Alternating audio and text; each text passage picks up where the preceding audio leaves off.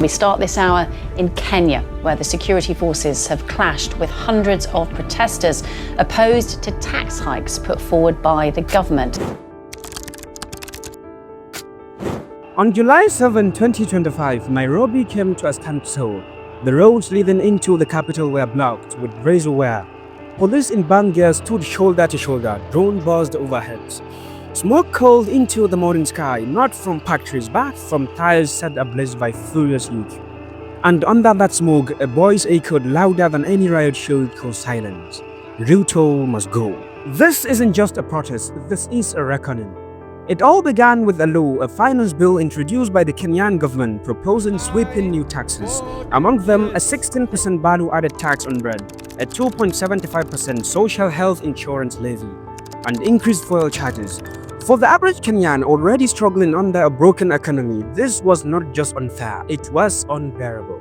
It wasn't just the finance bill that was the match, but the fire it was already burning. Years of broken promises, joblessness, and rising poverty have primed Kenya for an explosion. The cost of living in Kenya has skyrocketed in recent years. Bread, fuel, electricity, and school fees have doubled or even tripled for many families. A 2 kg packet of maize flour, staple food in every household, has become a luxury in poor communities. Meanwhile, the government announces a finance bill in 2024 proposing a heavy new taxes. A 16% VAT on bread, the food of the poor, a 2.75% housing and health levy on already small salaries, new taxes on diapers, sanitary pads, bank transactions and fuel, increased taxation on digital services including mobile money, the everyday currency of most Kenyans. For millions who survive on less than $2 a day, this wasn't just a budget, it felt like an attack. But here is the twist. All of this was happening while government officials were seen traveling in luxury, purchasing expensive cars and enjoying parks. Fueling public outrage, Kenyans began asking, how can we tighten our belt when our leaders are losing theirs?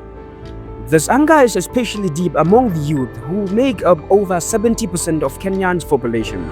Yet youth unemployment is a crushing 67%. That means for every 10 young people you meet on the street, 7 has no job or stable income. They have studied, they have waited, but there are no jobs, no safety nets, no opportunities. And now the government want to take even more. That is when Gen Z said, no, not this time. What makes this movement so unique is not just its anger, but its intelligence. Youth are reading budget breakdown live on TikTok. They are educating others about the bill. They are organizing legal aid for arrested protesters. They are live streaming abuses in real time. This isn't blind rage, it's focused resistance. My name is Ademba Alans. I'm a journalist by profession, currently in school. On June 25th, for me it was just a normal day. I knew people would just be there, shout, Ruto must go. People are live streaming on their TikTok, on their Instagram. And now the media is here. These things are being live streamed on national TVs. That's when I realized that it was going to be serious. When the finance bill passed its second reading, even as Kenyans filled the street and begged lawmakers to listen, it felt like a betrayal, not just political, but lawmakers argued that the taxes were necessary to reduce Kenyans' foreign debt and meet IMF requirements. But protesters saw something else, a government disconnected from the people it serves. You want us to pay more, but where is it going? Why aren't hospitals working? Why are police stations falling apart? Why are our roads broken and our youth unemployed? That is when the chant changed from reject the finance bill to we want accountability to the people are tired. One grieving mother was asked why she allowed her 19-year-old son to join the protest. She replied with tears, because I'd rather he die fighting for his future than live under leaders who have already stolen it. This protest isn't just about money, it's about trust broken. It's about a generation that grew up watching the same cycle repeat. Leaders make promises, citizens bought in hope, and then everything stays the same or get worse. And now this generation is fighting back, not with guns or machetes, but with smartphones, placard, and unstoppable unity. That is why the finance bill protest exploded into a national movement. Because for many Kenyans, this bill wasn't just policy, it was the final straw. Youth unemployment in Kenya is among the highest in the world. For Gen Z, young Kenyans born after 1996, most have never known stability. They have grown up watching corruption scandals explode, watching their parents' salaries strain, watching the price of food skyrocket. So when the government tried to pass this bill, it wasn't just about taxes, it was about dignity, about survival, about saying enough. This uprising is different. There are no formal political parties leading it, no opposition candidates rally behind, no posters of a single page. Instead, it's a TikTok videos, Twitter thread, WhatsApp broadcast. Young Kenyans, most of them under 25, have built a decentralized, unstoppable digital revolution. One viral video after another, from classroom to slum, from gated suburbs to remote villages, all chanting the same thing. We are the leaders who have been waiting for. They wear black, they carry placards, they raise their phones to the sky, not guns. And yet they are being made with tear gas, water cannons, rubber bullets, and in many cases, live ammunition.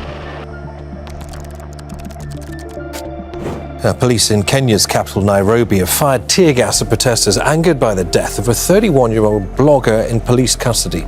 President William Ruto earlier said the man died at the hands of the police, contradicting initial accounts of his death. On June 7, a teacher activist and beloved blogger named Alvad Ojwang was arrested by police during a peaceful protest.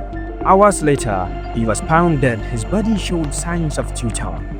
Alvad became a symbol, a martyr. His death was the breaking point. Since then, the number have climbed. Over 11 protesters have been confirmed dead. Many people have disappeared without a thread, and hundreds have been wounded. Footage has emerged showing protesters being shot in broad daylight.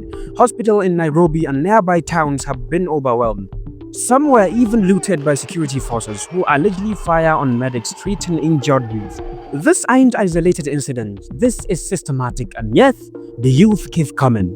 The date isn't random. July 7th, or Saba Day, is a historic day in Kenyan's democracy. In 1990, it marked a nationwide protest against dictatorship, calling for multi-party democracy. Back then, it was the older generation in the street. Today, it's their children. In 2025, Saba returned with fury. Protesters marched not just in Nairobi, but in 23 of Kenya's 47 countries. Major cities across the country saw youth face off against riot police. What began as opposition to a bill transformed into something bigger. A movement to challenge the entire political system. Its corruption, its violence, its arrogance. President William Ruto, facing immense pressure both nationally and internationally, withdrew the finance bill, but it was too late. The protesters had moved past the bill. Now they demanded accountability, justice for the death, a halt to police killings, a new constitution, and some even called for Ruto's resignation. In response, the government deployed more security forces. Protest leaders were arrested, social media was throttled in some areas, journalists were harassed, but nothing could stop the digital wildfire. This isn't a rebellion fueled by one man, it's fueled by hunger, betrayal, and the fear of a future stolen. Across Africa, young people are watching. They see their own lives in these protests, corrupt leaders, empty promises, and violent crackdowns. What Kenya's Gen Z is doing could spark a continental wave. Because for the first time, Africa's youth isn't just asking for change, they are demanding it. As the sun set over Nairobi on July 7, fires still burned, protesters still marched, mothers waved over sons they couldn't find. But in the crowd, you could hear something powerful. Hope. Not the soft, fast-up kind, but the loud, stubborn hope of a generation that wouldn't go silent. This is not just a protest, it's a revolution in real time, and history is watching. But here is the question that still echoes through the streets of Nairobi. Whispered in candlelit vigils and shouted from rooftops, what happens next? Will this youth let fire fizzle out, or will it reshape the very foundation of power in Kenya? Can a generation born online truly bend a nation's spine toward justice, or will the silence of the powerful drown out the voices of the brave ones again? This isn't just a chapter in Kenyan story.